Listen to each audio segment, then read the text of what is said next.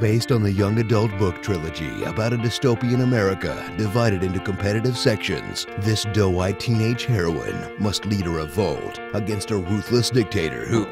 Wait, guys, we did this one already. It's the Hunger Games. No, John, it's not the Hunger Games. It's not? Are you sure? Because it looks and sounds exactly like the Hunger Games.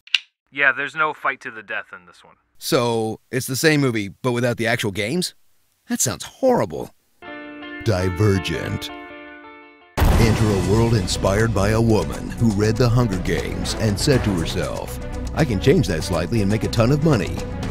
Journey to an overly complicated future where every teenager's career is determined by a test that places them into one of 5 factions, each based on a single personality trait, unless they test positive for more than one, which makes them a divergent. But it's different from being factionless, which basically means you're homeless. But the test doesn't matter because they can choose whatever faction they want, which leads to another series of tests. With 2 stages of training. You'll be trained separately from the Dauntless Born, but you'll be ranked together. After initiations, rankings will determine what jobs you move into. The rankings will also determine who gets cut. At the end of each stage of training, the lowest ranking The bowl of names in the sorting hat were a lot more straightforward. Gryffindor!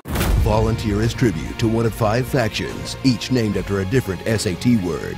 There's Abnegation, the District 12s, Erudite, the Slytherins, Amity, the Hufflepuffs, the other one, and Dauntless, the cool faction that plays games, gets tattoos, and does parkour that every teen would choose to join. Because no teenager in their right mind would ever choose to be a f***ing farmer. Meet Triss, a secretly divergent abnegate turned Dauntless who's just as insufferable as this sentence.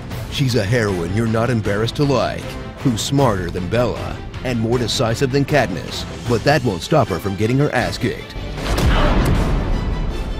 A lot. Witness a creepy romance bloom between Triss and her much older trainer with an equally dumb name. My name's 4. 4 like the number? And thrill as these rebellious divergents uncover an evil conspiracy to eradicate an entire district. Faction. Watch things heat up as Shailene Woodley and this super hot tattooed hunk make out while fighting against Miles Teller, who she made out with in The Spectacular Now, and being related to Ansel Elgort, who she made out with in The Fault in Our Stars.